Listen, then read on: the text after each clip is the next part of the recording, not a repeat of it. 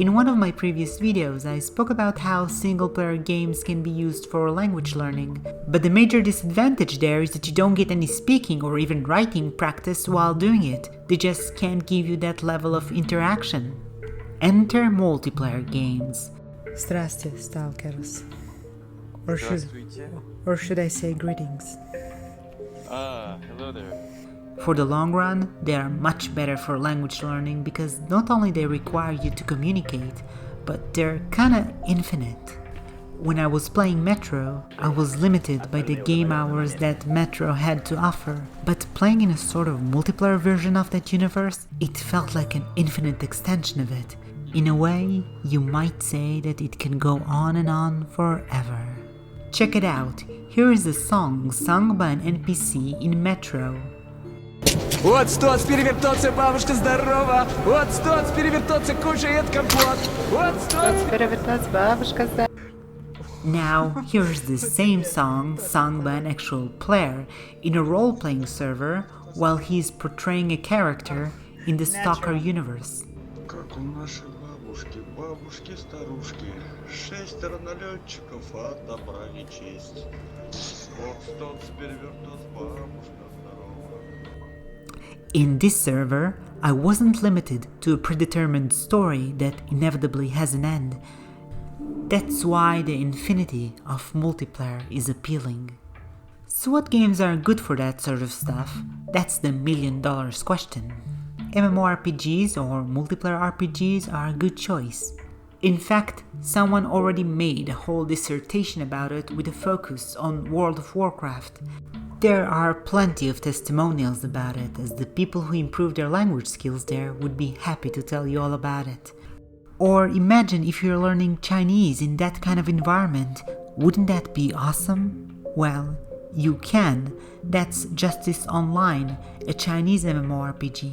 FPS games can also be a good choice, provided they're the sort that encourage interaction and not just mindless fighting. Really, any game that's preferably more focused on communication and interaction, as opposed to purely hard tactics, such as strategy games.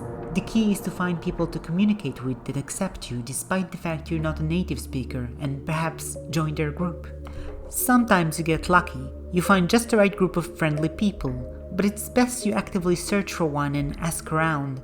Don't waste any opportunities to talk with people and make friends. And if they make fun of your mistakes and language skills, well, fuck it. Being embarrassed to make mistakes is the #1 enemy of language learning. From first-hand experience, having improved my Russian by playing on this Russian-speaking server on ArmA 3, I was embarrassed by my mistakes. Rada što ti z vami. To jest z nami. But I never forgot them, and I kept going. I made a whole lot of mistakes. Пойду я чуть-чуть погулять, размяжаться. Размяться. People are usually friendly. It's important to remember that. The people from Puerta de Baldor, a Spanish game server in Neverwinter Nights 1, would often encourage me in the forums, and they were extra friendly in the server itself. We have to differentiate voice communication and text communication. Most multiplayer games still don't have any built-in voice chat system. In recent years, plenty of new games started integrating proximity-based voice chat, although even before that, people were just using third-party software to communicate. Nevertheless, I want to talk about text communication because ideally, that's what you start with. Communicating with text would typically be an easier start. When I learned Russian, I started by texting, and then slowly I started speaking. The advantage in texting is that it's easier to communicate in general. If you don't understand something that's been written to you, you can just translate the words which you don't understand. And if you yourself don't know how to say a word, then you can just use a translator, which is more difficult to do with voice communication. But don't use a translator to translate back and forth entire sentences. If you're doing that, then maybe you should take a step back and work on your fundamentals. Writing on forums is actually another way which you can improve your language skills. You have all the time in the world to translate, rephrase, and check grammar rules while you write. Okay, say you had plenty of text practice and now you want to advance to speaking.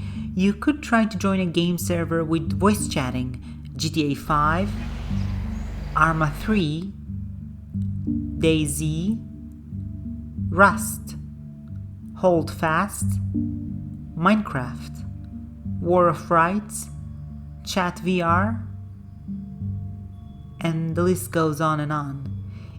If you want to recommend more such games, just put a comment below. Voice chatting is more challenging, no question about that. It's nerve-wracking, in fact. The first time I had to speak Russian on a role-playing server, I chickened out. You have to be on all the time. You see, it's kind of a thing. If you're a native speaker of a certain language, you don't even have to pay that much attention, and you can even look away and still easily understand what's going on if you're spoken to. But when you're a student of a language, you have to be constantly aware and focused all the time not to miss anything. And you would still miss stuff. I plenty of times asked people to repeat themselves or said that I don't understand a certain word. Of course, the very sentence that was spoken to you can be so confusing that you might not be able to figure out what word or phrase you don't exactly understand in it. I have asked people to rephrase entire sentences when I didn't understand them. With that said, it is important to have enough basic knowledge before you take the dive into speaking. And consider the fact that you can't see people's expressions and body languages and that they might have a low quality microphone. All that can make the communication quite challenging. And if you're not properly prepared for it, it can be disheartening. So, while you shouldn't be afraid to take this step, you should still do your best to prepare. Finding people or a group isn't always easy, whether it's voice chat or text. In fact, I've seen some voice chat servers that outright cut people off for not being native speakers. These are mostly private servers. Wild West RP, a role-playing server in Red Dead Redemption 2, demands fluent English. Or this Spanish-speaking GTA 5 server that banned me for not knowing Spanish well enough. Español, pero que no entiende mucho español. But those are very rare type of servers with specific demands.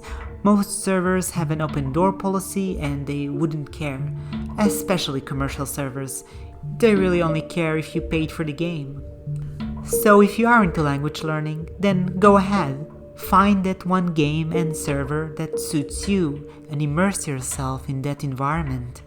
Other people are already doing it and getting the most out of it. You see here, my mother tongue is Turkish, so English is not also my mother tongue. I've learned it afterwards. I was born. Then, after it got to this level, this fluent, then I started to learn Russian. So yeah, my brain gets mixed up sometimes. Sorry if I don't understand you guys. That's okay, that's understandable. Yes, ma'am.